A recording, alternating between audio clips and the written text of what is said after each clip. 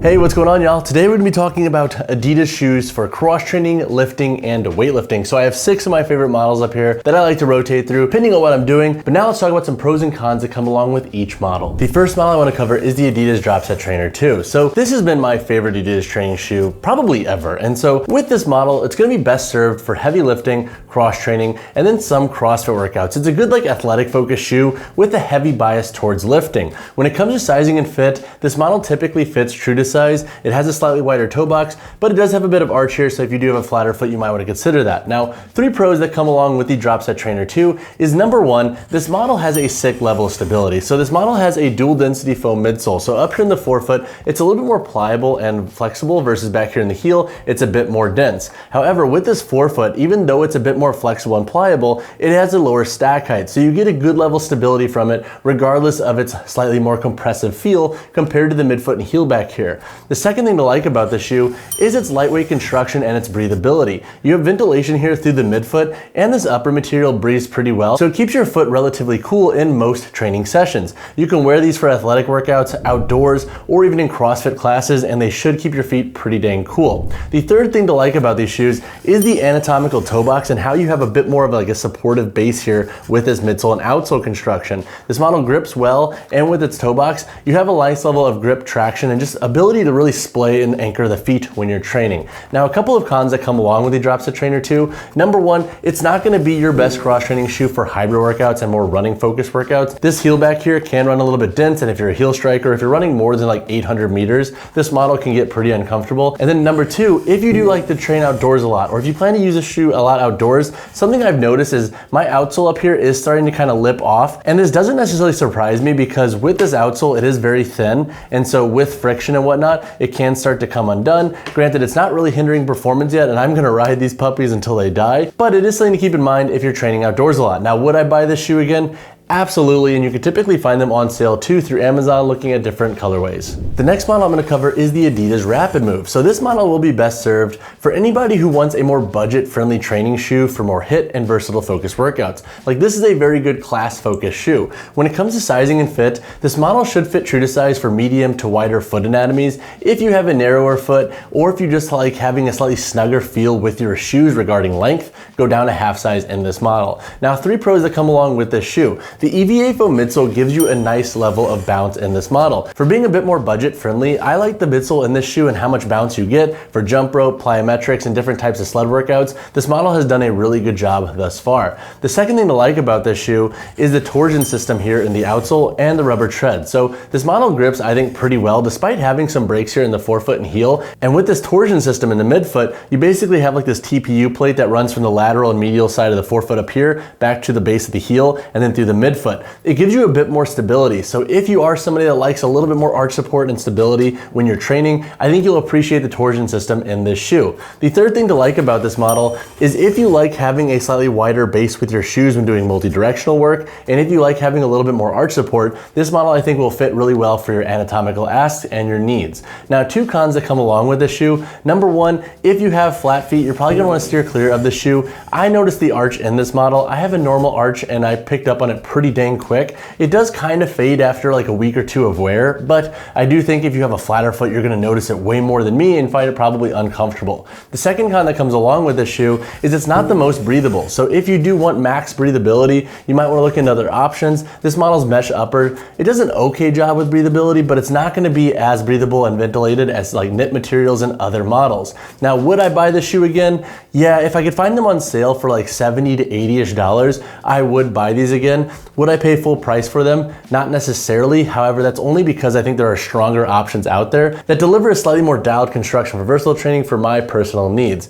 But overall, this shoe does a pretty good job, and if you can find them on sale, I would say rip it. The next shoe I want to discuss is the Adidas Everyset. So this model is what I would call the Dropset Trainer 2's budget-friendly cousin. It's going to be a little bit more dense regarding its midsole compared to the Rapidmove, but it's not going to be as dialed for lifting as a Dropset Trainer 2. Now, with this shoe, how is it gonna be best served, it's gonna be a good budget option for folks who have a heavier bias towards like moderate strength work with some cross training sprinkled in. Now, 3 pros that come along with this shoe. For being a budget shoe, I like the dual density midsole in this shoe. I think it does a pretty good job at matching most of your asks for your workouts, like deadlifting up to 455 pounds in the shoe. The stability has been decent, which is kind of rare for shoes that cost around like $80-ish like this model here. The second thing to like about the shoe is the full rubber outsole. So with this shoe, I actually find that the tread lasts a tiny bit longer than the Dropset Trainer 2. Now it is a bit more bulky and it's a bit more heavy, which is pretty stereotypical with more budget-friendly training shoes, but when it comes to pure grip on different surfaces, this model does a really good job. The third thing to like about the Everyset is if you like having an upper construction with a bit more structure to it that's gonna lock the feet down, this can be a pretty good option to look into. That's why I also like this shoe for some cross training. You don't really have spillover in this model because this upper does run a little bit heavier.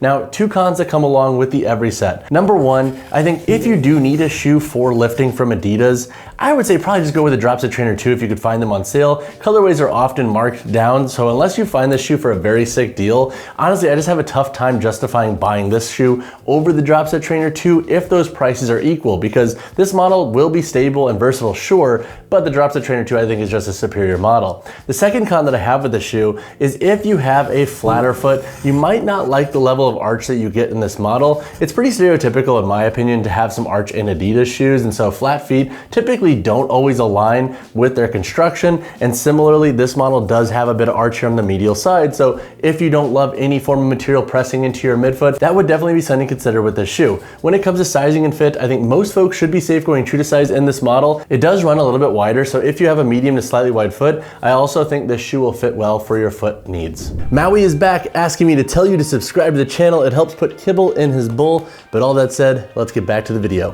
The next shoe I want to cover is the Adidas The Total. Now, I wasn't actually going to include this shoe in this roundup, but they have a lot of colorways and sizes still available, so I wanted to include them because it adds variety. So with the Total, when are you going to want to use this shoe? This model is going to be best served for lifting and powerlifting. This model is designed for heavier strength training. And so with the sizing of this shoe, it can run a little bit long. So if you have medium width feet or narrow feet and you just like a snugger fitting shoe or you don't want a ton of room at the end of your toe box, size down a half size. For my wider footed friends, go true to size in this shoe. Now, 3 pros that come along with this model is number 1, if you want a flat shoe for lifting specifically that is really optimized and dialed for strength training, this can be an awesome option to look into. This model has a 0mm heel toe drop, so it sits flat. It's gonna be great for deadlifts. It's gonna be great for anybody who wants that flatter feeling shoe like a Converse or a barefoot shoe or just training barefoot in general. The second thing to like about this shoe is the wider forefoot and the upper additional security. So with this model, you have a wide forefoot for promoting toe splay, and then you have this additional strap here. This is awesome for sumo deadlifts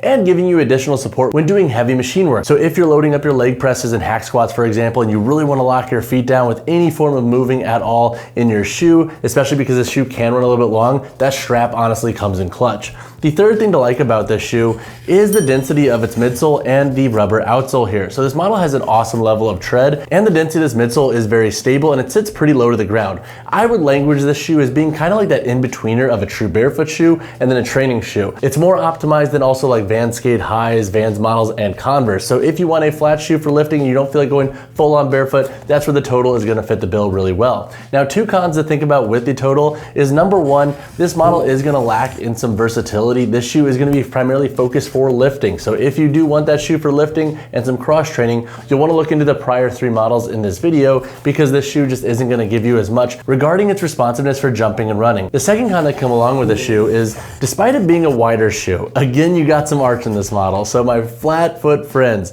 you might want to consider that with this shoe. You'll probably want to look into more of a barefoot shoe if that is you, because this model's arch I think can feel a little bit off-putting at times, and because it is rubber right here, you're not going to be able to really break that in and work around it if it doesn't align with your foot anatomy. Overall though, I thoroughly enjoy the Total, and I feel like it's a very niche shoe for a very specific case, and when they resonate with you, they typically slap. The next shoe I want to cover is the Adidas Powerlift 5. So this shoe is going to be best served for weightlifting and squats. This is not going to be a shoe that you're going to want to use for cross-training sessions. Now, 3 things to like about the Powerlift 5 is number 1, the price point. This shoe you can typically find around $100, and so for a weightlifting shoe and for somebody who's just getting into weightlifting shoes, this can be a really good option to look into. It basically delivers all the construction features you want out of a good weightlifting shoe, and it comes at a budget-friendly price point. When most models cost around 200 USD, a lot of folks don't want to necessarily drop that right out of the gate because a lot of folks want to feel out, okay, do I like weightlifting shoes? Do I want to actually rotate them in? So if you want that budget-friendly option, that's where the Powerlift 5 can excel. The second thing to like about the shoe is the high-density EVA foam midsole in this model. It's very stable,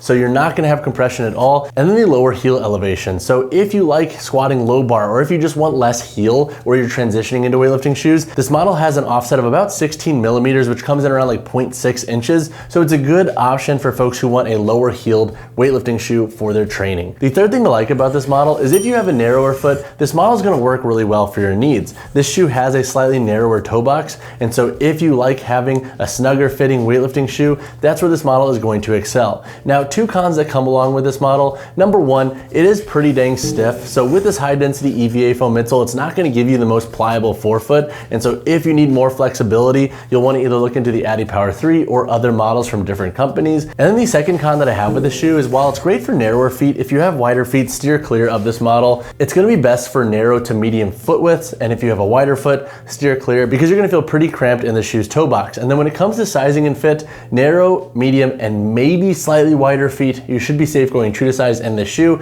If you have a wider foot or if you're a double E width or wider, steer clear of the shoe entirely. The final shoe I want to cover is the Adidas Adipower 3. So like the Powerlift 5, this is going to be a shoe that you're going to want to primarily use for squats and weightlifting or any form of like heel elevated exercises that you want to implement like on leg press or hack squat where you need to either get your anatomy to align with the machine or you're trying to drive a quad bias. I filmed a video on that because it is pretty nuanced. I'm going to link that up there because I might have just shouted a bunch of things at you and you might be thinking, what the heck did he just say? So check out the weightlifting shoe guide up there. It helps kind of go over and explain that. But three pros that come along with the Adipower 3. Number one, the ripstop upper I think does a good job at giving you ventilation, but also security. So a lot of weightlifting shoes can lack ventilation, especially for longer, hotter sessions. This model does a really good job. The ripstop upper breathes pretty well, and it never really feels overbearing on the feet, and you get a good level of security with it. Plus with this midfoot strap, it helps kind of contribute to this. The second pro that I have with this shoe is the TPU midsole. So compared to the high density EVA foam used in the Powerlift 5, this midsole is gonna be a little bit more premium. It's gonna have a slightly snappier feel to it when you're training, and it's gonna be a little bit more dense just regarding how it feels on the ground. Both shoes are very dense, they're not gonna have compression, but TPU typically gives you a slightly more sharper feel when you're training. The third pro that I have with the shoe is the rubber outsole and the heel height of 0.75-ish inches. So this model typically works for a wide range of athletes. So if you're just getting into weightlifting shoes or if you're trying to level up your weightlifting shoe game, this can be a really good option to look into. It hits on all the things that you basically want out of a good premium weightlifting shoe, and it's pretty dang consistent regarding its durability. Now, two cons that come along with the Adipower 3. Number one, this model does have a pretty high price point. So this model is going to cost you anywhere from like $200 to $220. So if you want to save money or if you don't plan on dropping that much, definitely shop around or look for coupons or colorways that have been marked down. This model has been out for a while, so you can typically find them on sale through different outlets if you can find your size. The second con that I have with the shoe is it can run a little bit narrow at times. So if you do want a wider or more blocky forefoot, you might want to steer clear of the Adipower 3. It doesn't have the widest forefoot up here. It is pretty aggressively tapered, so definitely something to consider. When it comes to sizing and fit in the shoe, most folks should be safe going true to size. However, once again, if you have exceptionally wide feet, you might want to steer clear of this model entirely. All right, guys, so that was this Adidas training shoe and weightlifting shoe buying guide of 2024. If you have additional questions on any of these models or which you should go with, drop a comment down below and I can help you accordingly. Just let me know how you train and what you're currently wearing and I can help you out better with more context, or hit me up on Instagram, whichever you prefer. But as always, y'all, drop a like on the video, drop share the channel. I'll see you guys in the next one.